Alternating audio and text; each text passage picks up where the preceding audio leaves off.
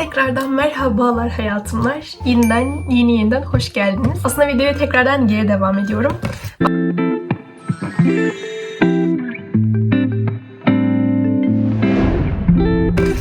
Bildiğiniz gibi irregular öğrenci olmak hakkında şöyle başlıklar hazırlamıştım ve sizlere bunlardan bahsediyordum. Önceki video uzun oldu. Ben 2 part halinde atmak istiyorum çünkü daha kolay izlenebilir olsun. Kaldığım yerden devam edeceğim aslına bakarsanız. Biraz daha irregular öğrenci olmak hakkında konuşacağız sizlerle. Aklınızdaki soru işaretlerini kapatmaya çalışacağız burada beraber. Şimdi şuradan başlayayım. B2 isem eğer yarı dönemi beklemeliyim miyim yoksa hemen bölüme geçebilir miyim? Bu önemli bir soru aslında irregular öğrenciler için. Çünkü herkes B1 başlamıyor. Bazıları B2 başlıyor. Yani aslında kurs süreleri 2 ay oluyor. Peki onlar yarım dönem beklemeli mi? Ekstra sınavlar var. Onlardan bahsedeceğim size bizim okulda olan. Onlara girersem başlayabilir miyim bölüme? Ve bu soruyu şekillendireceğim. Şimdi şöyle ki her kurun 2 ay olduğunu daha önceki videolarımda söylemiştim. Ama eğer siz B2 başlarsanız okul bu mağduriyeti yaşamamanız için size B2 eğitimini 4 ay veriyor. Yani siz eğer ilk seviye belirlemeyle B2 çıkarsanız bu eğitimi otomatik olarak 4 ay alıyorsunuz. Bunun sebebi ne? Çünkü sizi 2 ayda geçirirlerse, yani siz eğer bir sıkıntı olmazsa ve 2 ayda bölüme geçme hakkı kazanırsanız ve yeterliliği geçerseniz hemen bölüme başlayamıyorsunuz. Yani eğer irregular olmak istiyorsanız geri dönüm beklemeniz gerekiyor. O yüzden okul direkt size bu B2 eğitimini 4 ay veriyor.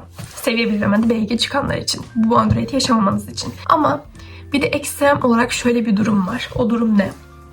Bizim okulda en azından Dilmer gibi bir sınav var. Dilmer ne? Okulun yaptığı yıl içinde öğrencilerin yeterlilikle geçmesi için bir sınav. Ama bu sınav ücretli ve şöyle oluyor. Sen eğer o sınavdan geçersen doğal olarak bölüme geçme hakkı kazanıyor musun, kazanmıyor musun? Yani irregular olabiliyor musun? Asıl soru bu. Ve ilk Dilmer bizim vizelerimizden önce oluyor. Ve bayağı önce, yani 1 ay önce oluyor en azından. Mesela ilk Dilmer şu an haftaya diyebiliyorum. Haftaya 24'ünde mi 25'inde mi ne? Yani ilk Dilmer'de eğer geçebilirseniz bölüme geçme hakkı kazanıyorsunuz ve siz normal bir öğrenci olarak başlıyorsunuz. Irregular'da olmuyorsunuz. Sadece şöyle bir sıkıntınız var. Siz o 1 ay açığı diğer 1 ayda kapatmaya çalışıyorsunuz. Çünkü Kasım sonunda vizeleriniz başlıyor. Tek dezavantajınız bu. Bölüme geçebiliyorsunuz. O yüzden ilk Dilmer bu açıdan mantıklı. Çünkü hem irregular olmuyorsunuz hem de normal öğrenci gibi bölüme başlıyorsunuz. Hem de hazırlığı atlamış oluyorsunuz ve hazırlıkla uğraşmıyorsunuz. Onun dışında okulumuzun kabul ettiği bir sürü sınavlar var. PTA gibi galiba. Arkadaşım da hatta girecek bu sınava. O da önümüzdeki hafta diyebiliyorum. Mesela dediğim sınavda İstanbul Üniversitesi'nde yapılıyor ama İstanbul Üniversitesi'ndeki bu dil sınavını bizim okulumuz kabul ediyor gibi bir sınav o da. Okulun kabul ettiği dil şeylerini detaylı bilmiyorum ama bu ikisini biliyorum şu anlık. Eğer başka öğrenirsem şuraya koymaya çalışırım. Okulun kabul ettiği dil sınavlarını öğrenip kısa zamanda eğer B2'seniz geçmeye çalışabilirsiniz ve bu şekilde bölüme hızlıca geçebilirsiniz.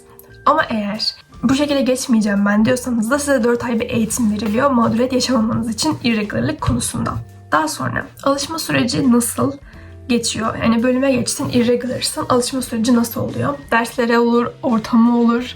Genel nasıl olacak yani bir şeyler? Şimdi şöyle ki irregular olduğunuzda ve bölüme geçtiğinizde birazcık tabii afallıyorsunuz dersler açısından. Çünkü hazırlıkta günlük İngilizce görüyordunuz ama bölüme geçtiğinizde pat diye bütün terimlerin, bütün akademik dilin yoğun olduğu, derslerin zorlaştığı bir kısımda siz pat diye bölüme düşüyorsunuz. Ve hiçbir şey bilmeyerek sudan çıkmış balık mı diyorlar, onun gibi bir şey.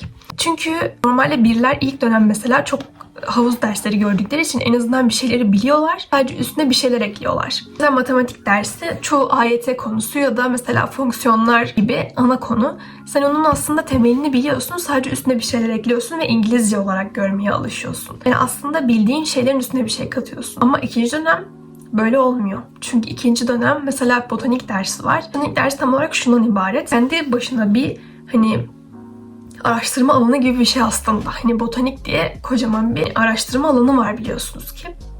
Ve siz bunun belki tabii ki daha minimalize edilmiş bir halini görüyorsunuz ama 200 tane bitki var ve 200 tane bitkinin ilaçlarda hangi kısmının kullanıldığı, yani damar mı, yaprak mı, sap mı? Az önce telefon birden kapandı ve ben video çekiyordum. Allah'tan ki videolarım geri gelmiş. Yani çektiğim video geri gelmiş. Şu an çok mutluyum.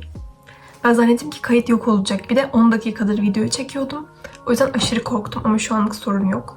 Kaldığımız yerden devam edebiliriz. Derslerin çakışıp çakışmamasından bahsediyordum.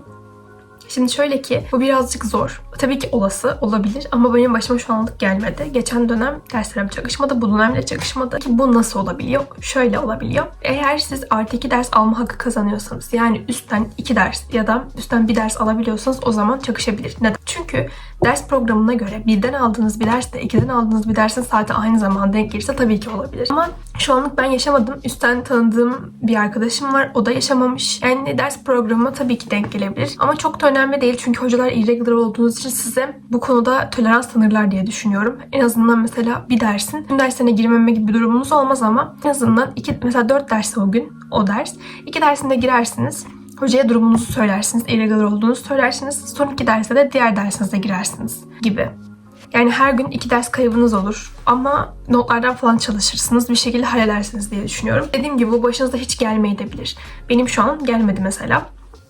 Bir de özellikle laboratuvar dersleri için section olayı oluyor. Section ne demek? Ders başka saatlerde de açılıyor. Çünkü çok fazla kontenjanlı olduğu için dersler herkes aynı anda o derse giremiyor. Mesela lab dersleri özellikle. Lablarda daha az kişiyle çalışmanın daha sağlıklı olacağı için bir mesela mikroskoba 2 kişi 3 kişi düşmeli. En fazla 3 kişi ama normalde 2 kişi düşmeli bir mikroskoba çalışmak için. O yüzden bunu sağlayabilmek için section olayı getiriyorlar. Yani biz farklı saatlerde açılıyor. O yüzden mesela Section 1, Section 2, Section 3, Section 4 diye bir sürü farklı saatte o ders açıldığı için siz kendi dersinize uygun olanı seçebilirsiniz lab dersleri için. Sıkıntı olmaz o yüzden. Ama diğer derslerde de dediğim gibi bir şekilde halledilir diye düşünüyorum. Bu şekilde bitirmek üzere çok az kaldı ve geçiyorum dezavantajlarına ve avantajlarına. Bunu çok sona bıraktım. Aslında bu kadar sona bırakmamalıydım bence ama genel olarak kısaca bahsettiğim için çok da gerekli mi değil mi aslında anlayamadım bu sorunun ama yine de kısaca cevaplayayım. Şöyle ki avantajları şunlar benim için. 9 ay beklememek, 9 ay boşta kalmamak, ne yapacağım ben yarım dönem diye düşünmemek, evde oturmamak.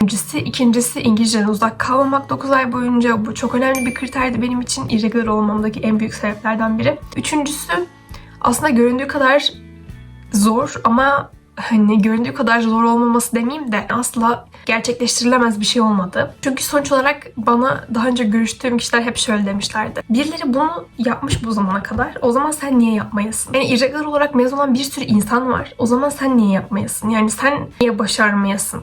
Niye kolaya kaçasın? Bu şeyi başaramayasın?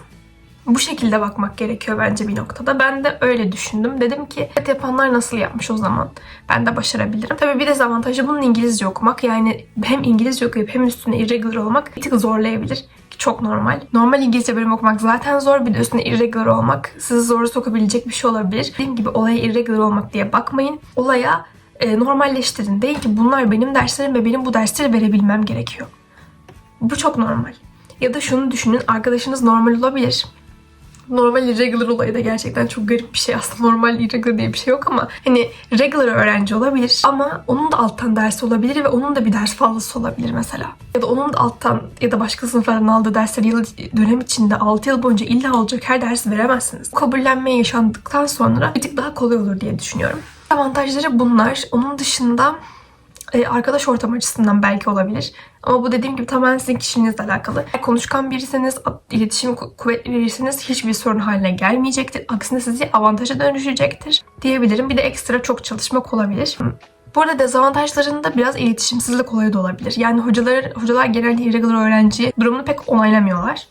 Ama yani bu size zorlar, buna gerek yok diyorlar. Neden böyle bir seçeneği seçiyorsunuz diyorlar. O yüzden belki hocalarınızla belli noktalarda iletişim kopukluğu yaşayabilirsiniz ama ben şahsen bunu çok yaşamadım. Yani bu yıl ders seçim konuda birazcık sıkıntı yaşadım. Ekstradan üstten ders alamadım. Daha sonra bir şekilde çözdük ve halloldu ve üstten dersimi alabildim. Hani iletişime geçtiğim insanlar da bir şekilde çözüm odaklıydı benim ve tatlılardı yani hocalarım da. Ben irregular'ım diye beni yargılamadılar açıkçası. O yüzden bilmiyorum. Bu sorunu yaşayabilirsiniz, yaşamayabilirsiniz. Bu şekilde bence güzel bir video oldu. Ben beğendim. Hoş oldu. Birazcık uzun oldu ama o yüzden 2 partta olsun istedim. Bütün sorulara cevaplandırabileyim. Benim aklımda soru işareti olan. Geçen yıldan en azından size yardımcı olacağını düşündüğüm. Beğenmişsinizdir. Umarım beni sevmişsinizdir. Umarım kafanızdaki soru işaretleri bir nebze olsun azalmıştır. Başka yorumlarınız, sorularınız, bu konu hakkıyla alakalı düşünceleriniz, başka aklınıza takılan sorular varsa yorumlara bekliyorum. Mutlaka yazın. Yeni karşılaştıysanız, kanalıma, videoma yeni geldiyseniz beni beğenmeyi ve desteklemeyi, kanalıma abone olmayı unutmayın. Sizleri çok çok seviyorum. Umarım güzel olmuştur sizin için de. Bir sonraki videolarda görüşmek üzere. Kalın. Bay bay.